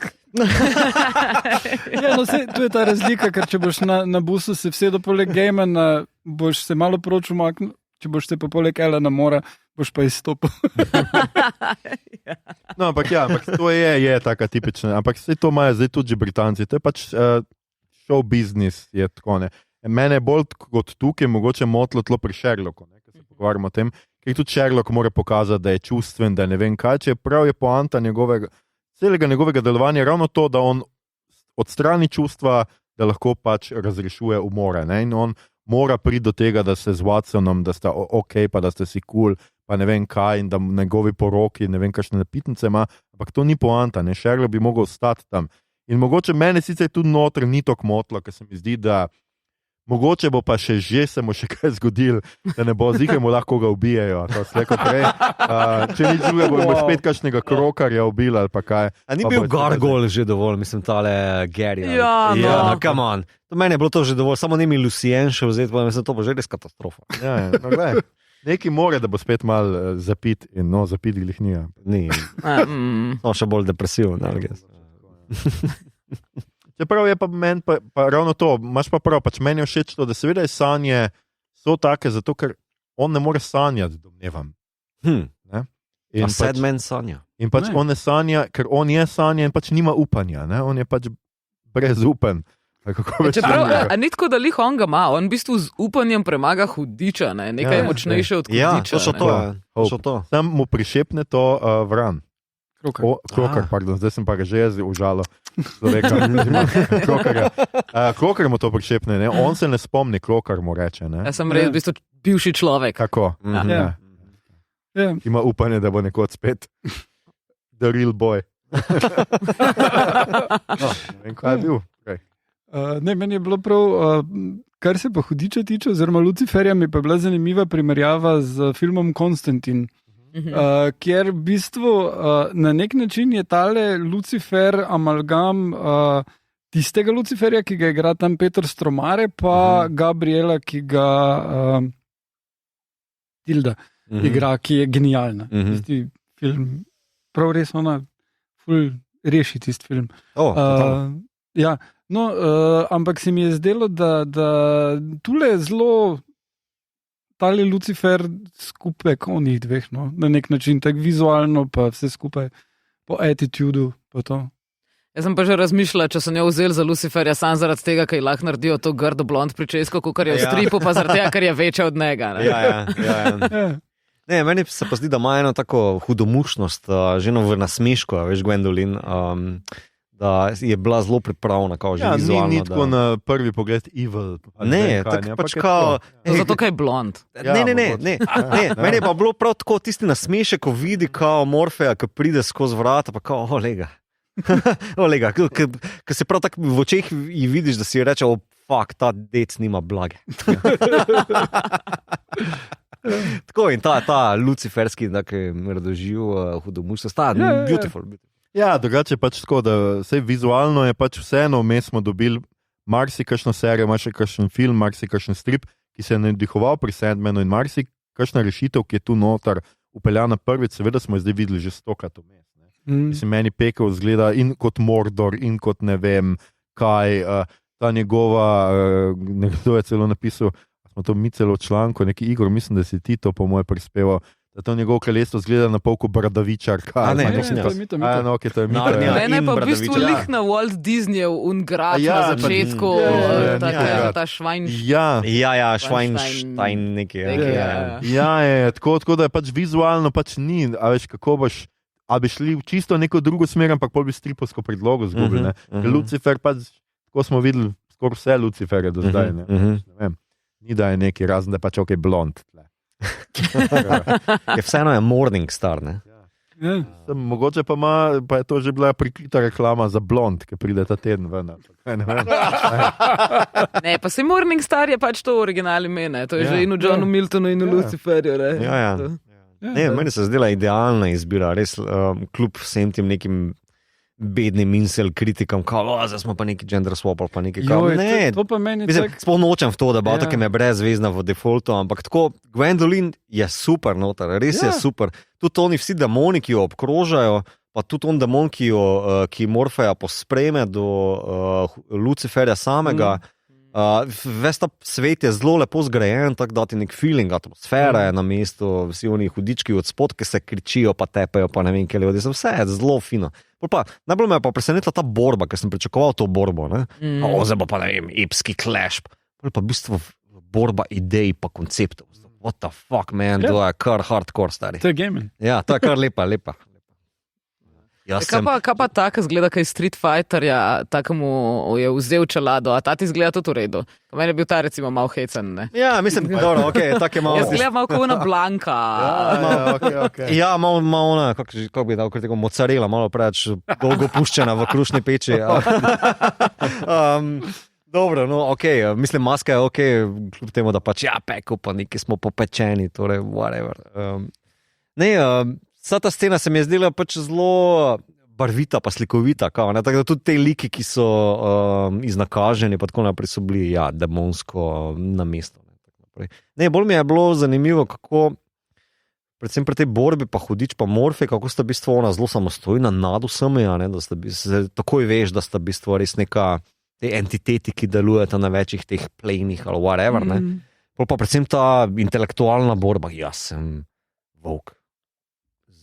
ugrizom, ki z ugrizom, ki hlasta in ne vem, levo desno in potem se Morfej odzove, jaz sem bla bla, nekaj tako. Ja, jaz sem lovec.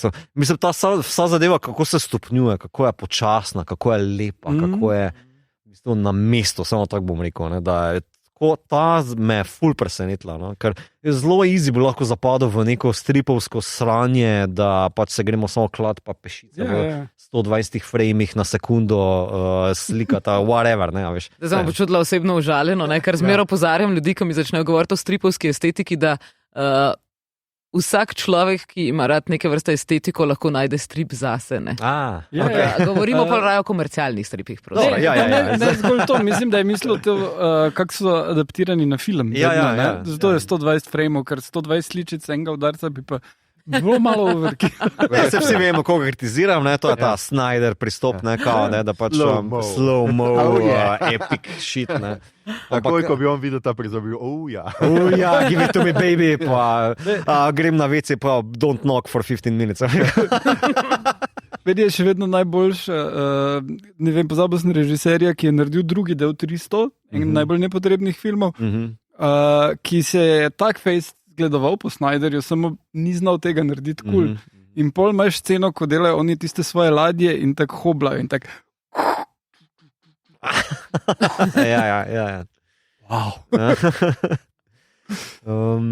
Tako da ne vem, mislim, meni je pristopi, ki so bili tu obrani, pa sicer še enkrat ponavljam, stripa nisem bral, ampak mislim, da je bilo zelo fino za različne tipe gledanja, kao, pa za različne tipe gledalcev, kao, dovolj materijala tle noter, da te povabijo, no, veš, da te res dajo nekaj novega, no, kao, ker strip je, DC je, Vertigo, no, to so DC liki, in pač, ampak je nek drug level, ne, tudi v članku smo mi napisali, oziroma sem jasno noter fuknil glih to črtico, da pač malo bolj intelektualistično deluje na cajte, kot je pa pač mogoče nek Marvelovski ali pa povprečni DC-ovski bralec navaja, da pač noter imaš Shakespearea, pa noter imaš ene te like, pa smrt, pa neke koncepte, ki se pač treba malo bolj obadati z njimi, kot pa pač neko preprosto akcijo, ne, in tudi je ravno dovolj Evropa tega, pa ravno dovolj te rajca, kao, da ti reče, se sem strip, pa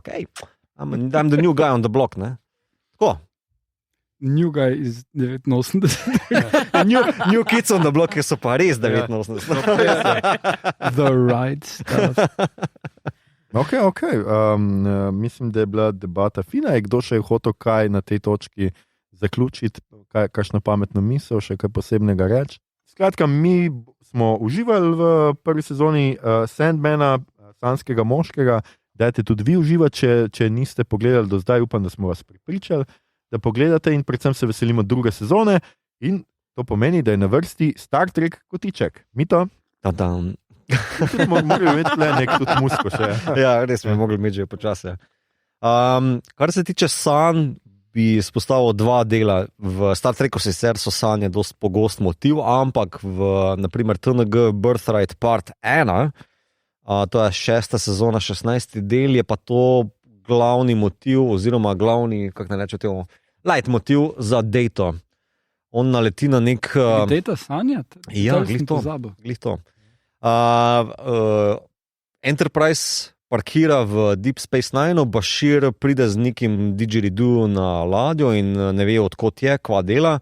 Skušajo v engineeringu neki to diagnosticirati, kva je fora, na kar Data sprži neka elektrika in on začne sanjati, vidi svojega očeta, torej dr. Nunien Sunga, pa vidi neko kladivo in pol skuša v bistvu interpretirati svoje sanje.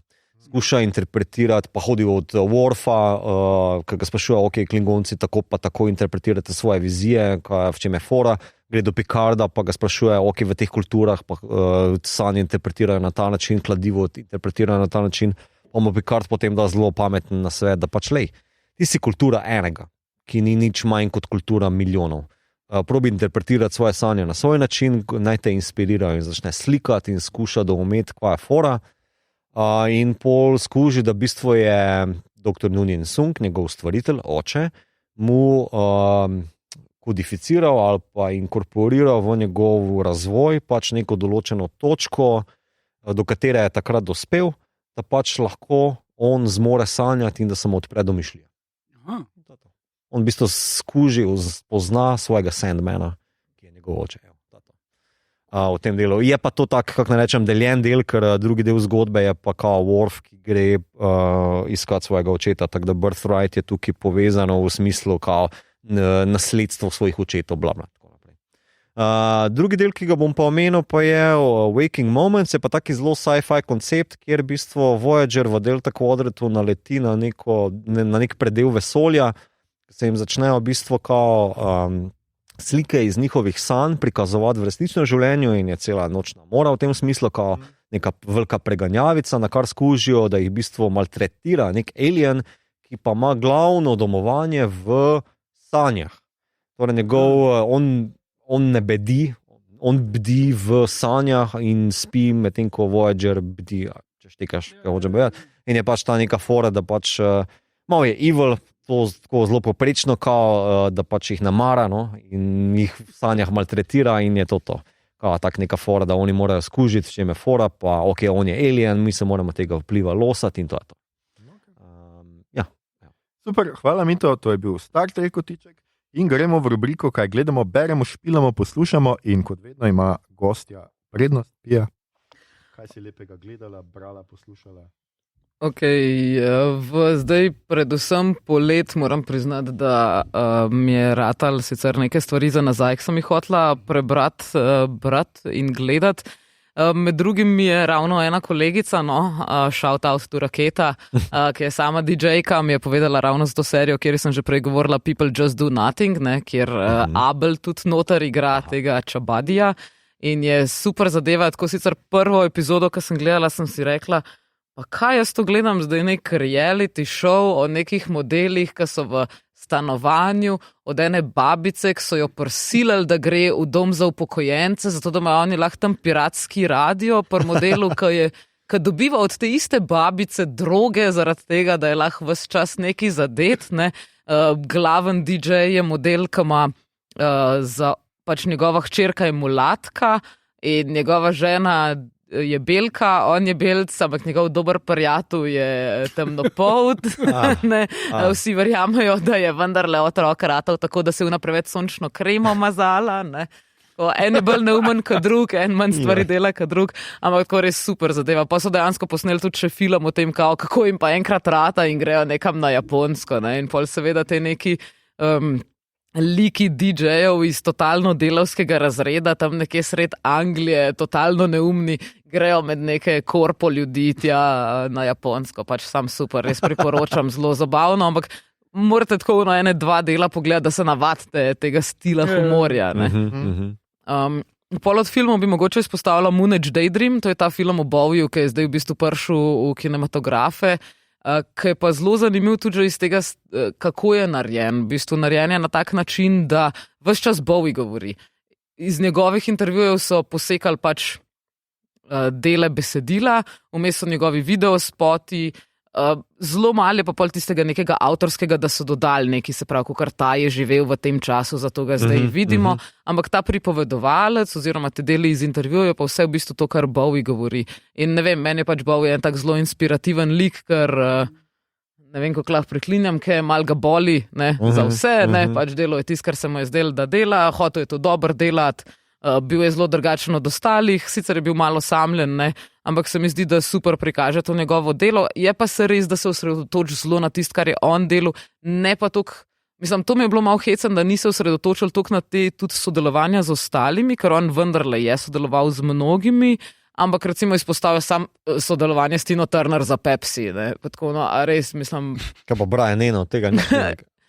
Čist malo, tako na komija. Veš, to, da sta recimo z Lou Reedom živela skupaj v stanovanju v Berlinu, tega ni. Tako da ene stvari so mogoče malo izpuščene, ampak dober, film traja 235 minut. Dobro, da so kaj izpustili ven. Pa mogoče še ta Everything Everywhere All at Once, to ste verjetno gledali, Smo gledali. Smo imeli epizodo. To pa tega pa nisem gledala. Tam je bil super, mislim, o tem pol ne rabimo zgubljati besed. Kar se čtiva tiče, v bistvu prihodnji vikend je v Zagrebu festival stripa in street arta In ker grem tja ponovno gostovati letos, sem se odločila, da končno preberem, upam, Saša, zdaj, da ne poslušaš, strip Prefix, ki je ena sorazmerno nov stripovski fanzin na Hrvaškem, čeprav na Hrvaškem dostakrat rečejo, da je fanzin nekaj, kar bi mi rekli, to je revija. Pri nas tudi za Strip Burger pravimo kao fanzin, ker pač v 90-ih je bil fanzin, zdaj v bistvu prozin iz tega ratu, ampak oni imajo pa celo še ta nek gladek papir, pa mogoče imajo malo bolj komercialne stripe, kot to, kar imamo mi v Strip Burgerju. In zaradi tega je ful zanimiv, pač večji prostor je, to so ljudje, ki res delajo večinoma za francoske in ameriške trge in pol tisk, kar v bistvu delajo iz veselja, pol dajo v te fanzine. In to so predvsem hrvaški avtori, pol imaš noter v Strip Prefixu, imaš tudi nekaj, kar ostali pozabljajo, se pravi stripovsko teorijo vedno eno stran. Sicer to ne bi začela ena punca, ki je rekla, kakor jaz to delam sam zaradi tega, da imela manj stvari za urejati, ko urejam strip, naprimer, kako se postavi besedilo in take stvari. Tako da to sem zdaj brala. Nisem hotela zdaj napisati vseh teh, ker resnici zdaj pač za to stripovsko nagrado sem prebrala praktično, oziroma dokončujem letošnjo letino slovenskega stripa, ampak sem pol tudi vmes našla tega Škorpiona, ki sem že malo pozabila, pri studiu Risar je šel leta 2015 in je tudi tako neki, kar mal tak misterij zgodovinski, on je v bistvu nek sin, ne ve se od koga, predvidevamo pol v nekem trenutku, da od enega cerkvenega veljaka, to so časi, ki je pač, kokar je bila Borgia, narejena Borgia pa do Borgia, se pravi, ki so delali svašta cerkveni veljaki, sam ne tistega, kar bi mogli delati. In v tem je ta Škorpion, ki v bistvu prodaja stare relikvije in hoče najdeti hoče v bistvu pač se upreti temu, ki postane zdaj papež, potem začnejo predvidevati, da to je vendarle njegov oče. Žalost pa je ta, da niso vsi deli prevedeni v slovenščino. Prav, imamo samo 2 integrala, tako da pri teh sem pol končala in pa sem se spomnila, Madonna, jaz sem to že enkrat brala, ampak sem pozabila na to, ampak še vedno niso prevedeli od takrat, kaj več kot teh 6 delov v integralu. Zanimivo. Igor, ti si na vrsti. Najboljši film, ki sem ga gledal poleti, je Veliki diktator. Charlie Chaplin, kinoteka, je imela projekcijo, pelil sem hčerko, ki je bila čisto navdušena in je potem v tej fake nemščini vsake toliko začela razlagati, kar je bilo potem malo awkward, ko smo šli na Dunaj. Ampak krasen film. Mislim, da bi vsakemu pokazal, ki pač reče, filmi ali pa katerkoli popkultura naj nas zabava, ne bo politično, fuck it. To je bilo tako hardcore politično. To je prišlo ven, nastalo v času, preden so ZDA šle v vojno, ko so imeli totalno široko podporo fašizmu in Nemčiji v ZDA, ko so imeli skoraj šanse, da bi izvolili predsednika, ki je bil prijatelj od Hitlerja. Kateri je bil to, oprosti? Lindbergh. Aha, sta bila prijatelj. Pa Ford bi bil podpredsednik, pa Ford je bil zelo velik oboževalec Hitlerja. Tako da naslednjič, ko se usedeš v Forda, se spomni na to. Tega še nima, tako da te. Zarota proti Ameriki govori tudi o tem. Skratka, to je res dober film, pa zabaven. Potem pa 2 filma, ki jih ne gledati. DC-jeva liga superljubljenčkov. To je tako neumno. Mislim, ima par smešnih trenutkov, ampak dejansko niso toliko vezani na to, kakršnokoli stripovsko ozadje je tukaj, pač, ker to je pes od Batmana, pa želva od Flasha. Glej, ne, stej. Želva od Flasha. Ja, Flash ima želvo, Wonder Woman ima pujsa. Ja, kakorkoli. Ja. V bistvu tisto, kar je bil Skrivno življenje hišnih ljubljenčkov, to je rip-off tistega, samo da pač dodajo malo kao teh stripovskih not. Ja. Prvo sem gledal, ker raki pojejo, kar je priredba knjige, ki je zelo popularna in film je grozen. Film je poštirkan čist v nulo, tam oni živijo v tistem močvirju, ampak samo v eni sceni je ona malo umazana, ko kaže, da gre v šolo, pa da jo bo vrgli iz šole, vidiš, da ona pride malo umazana. Drugače imajo pa vsi ful lepe lase, kljub temu, da nimajo nič denarja, hrane ali česarkoli in živijo v fucking močvirju. Vsi, ki so zlobni, so inherently zlobni in jo sovražijo, ker jo morajo sovražiti. Pa, ki so pa temnopolti, tisti so pa dobri, imajo dobro srce, ker veš, so temnopolti. Ja. In pol je ena scena vmes, ker mi je malo slabo postalo, ker se tak, z tem, ki se ljubita, se tak prvič pogledata na tak način in začne veter zapiha in potem je to jesensko listje tak vrtinči okrog njih. Ja, gledam, en kup takih stvari je noter, probam je tudi družbeni komentar, ampak res mislim, ne dela takih filmov, prosim. Gledal sem Cyberpunk Edge Runners, tako da ja, zdaj brilliant. To je definitivno tak na nivoju Ghost in the Shell, kar se tiče enih stvari, full hardcore družbeno nek komentar not glede zdravstva, predvsem pa teh stvari. Full našopano, res dobro narejeno, se mi je zelo dopadlo. Tako da to full priporočam, gledajte, Netflix, tadam. Pa prebral sem en kup knjig, ampak najbolj se mi je tako dopadla od Silvije Moreno Garcia Velvet Was the Night, ki je štorija, ona drugače piše neki pač fantastiko, pa to tudi ni nič tega noter. To je taki noir kriminalka o dva glavna junaka sta. Eno je Elvis mu ime in to je tudi najbolj zanimiv vidik, on je del genga, ki se jim reče Hawks, jastrebi, in oni v bistvu delajo za državo oziroma za policijo, za tajno službo, za kogarkoli, in hodijo prefukavati študente na proteste, zato da izgleda, kot da so študenti, ki protestirajo proti vladi in za družbeno enakopravnost, in to začeli štalo delati. In v bistvu čišteka, kak svet deluje, in to je pač njegov job, to dela, in pol seveda ni čist cool, ampak pol pač se znajde v eni pač drugi štoriji iz tega, ko išče od svojega šefa pogrešano nečakinjo, ki ima neke posnetke, in pač zelo taki 70s noir thriller tudi se dogaja v tistem času. Tako da zelo tak, ne vem, vsi predsednikovi možje ali pa kaj je bil zadnji dnevi, koliko dni Kondorja. V glavnem to. Ta scena je samo Mexico City, pa ena malo drugačna politična scena, pa zelo vredno narejeno. Hvala, Igor. Mito? Jaz sem pa samo zadevo omenil, gledam sicer full nedokončanih zadev še, tako da bom omenil El Buen Padrón, oziroma The Good Boss v angleščini, ki sem pa gledal v kinoteki, to je pa španski Kinodvoru, thanks. To je pa španski kandidat za tujejezičnega Oskarja, v glavni vlogi Javier Bardem, za vse ostale pa nimam niti veščine izgovorjave, tako da bom jih izpustil. Ne režiser, scenarist, pa je drugi igralci, ampak full zabavna evropska komedija, ki jo full preporočam. Gre se o šefu, ki ima neko firmo, ki dela tehnice, in to je šef, ki se full rad vtika v življenja svojih zaposlenih, kar se mu slejko prej maščuje na zelo humorne in neprevidljive načine.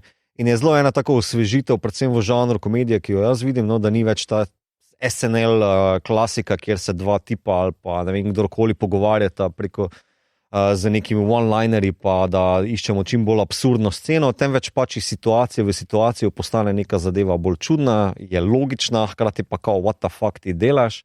Tako, sveža zadeva, zelo zabavna, tudi fajn je bilo sedeti v kino, pa da se ves kino na glas smeji, predvsem v Kinodvoru, tako, neki zelo sveži pa fini zadeve, tako da, če ga ujamete, full priporočam, res. Pa, tako bom rekel, fotografija niti ni huda, glasba ni niti huda, režija ni za, ne vem, a veš, kamera, whatever, ampak obraz Javier Bardema na velikem platnu z vsemi temi mikrogestami ali pa artikulacijami doda toliko humorja noter, da res priporočam to videti na velikem ekranu oziroma platno. Hvala, Mito. Jaz bom tudi omenil sem dve zadevi na hitro, in sicer pogledal sem franšizo Predator. Moram priznati, da sem imel v glavi, da so to malo boljši filmi, niso. Niti prvi film se mi je zdel tudi ekscesno slab. Ekscesno slab. Ja, mislim, precej butas. No, pač oni pridejo na neko tajno misijo, potem pa koljejo te ljudi.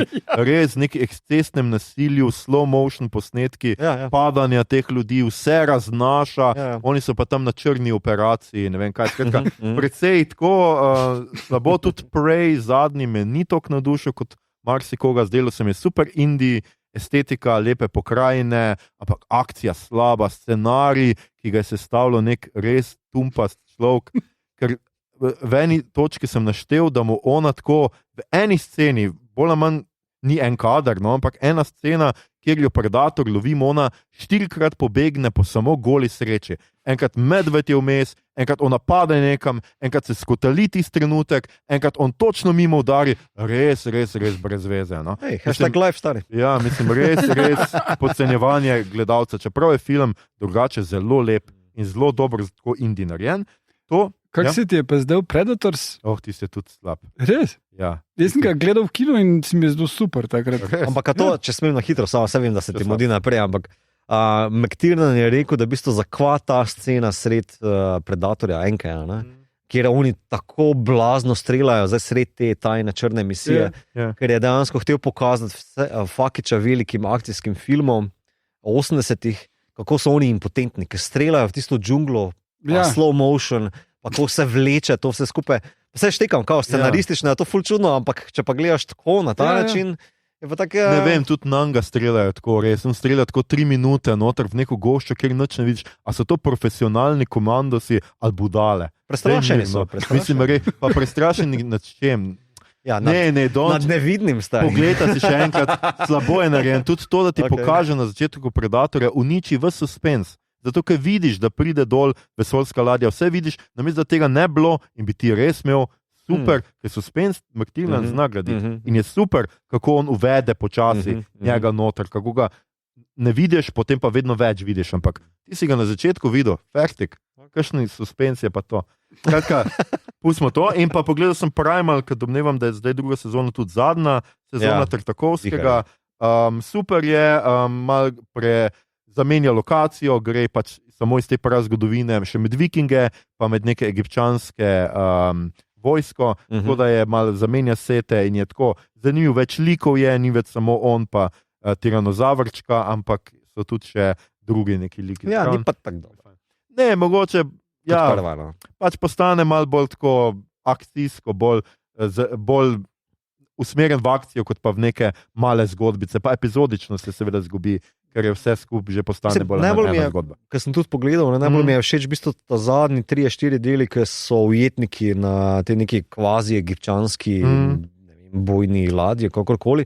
Tisto še mi je najbolj, medtem ko to vikingško iskanje, pa ona borba z njimi, pa mi je malo šepa, pa ta humornost noter, humor je malo vse na mesto minilo, pa animacija malo peša na cajte, medtem ko v prvi sezoni je vse totalno tajt. Ja, prva sezona je bila precej boljša, to se strinjam, ampak ni pa slabo. Ni pa slabo, no, in pač pogledali smo in jaz mislim, da je pač zdaj to. Ja, jaz ne vidim, kako se bi lahko to nadaljevalo. Za mulcem.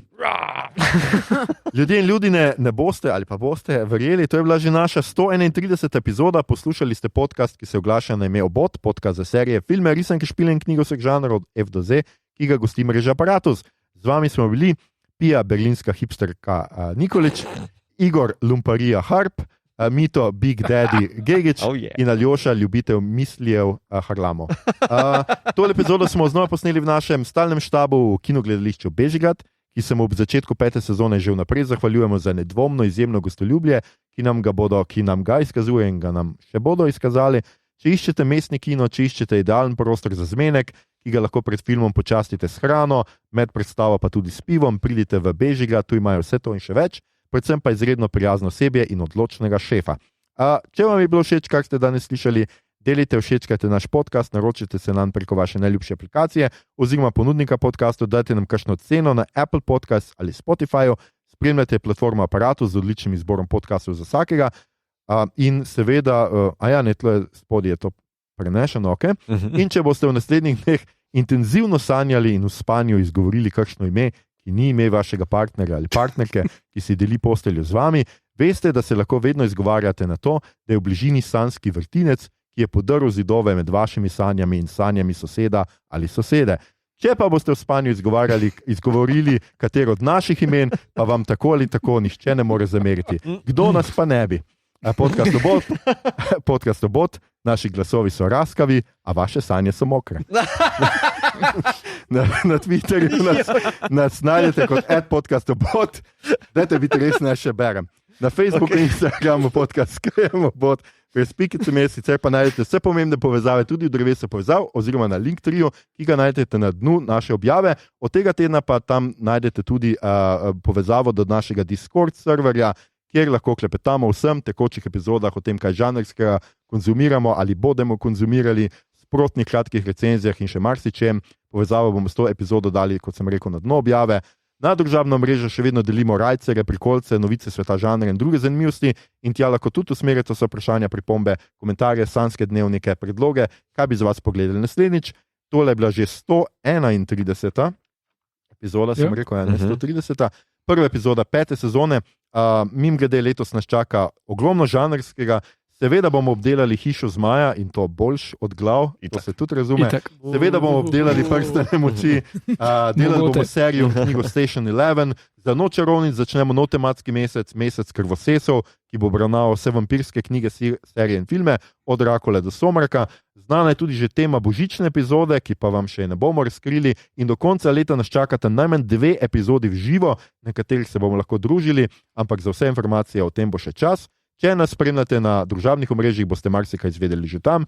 Mi se 5. sezone izredno veselimo, upamo, da vi tudi, dragi obodževalci in obodževalke. Ušesa vam znova polnimo 11. oktobra. Hvala za vašo pozornost. Ja, zdaj moramo res.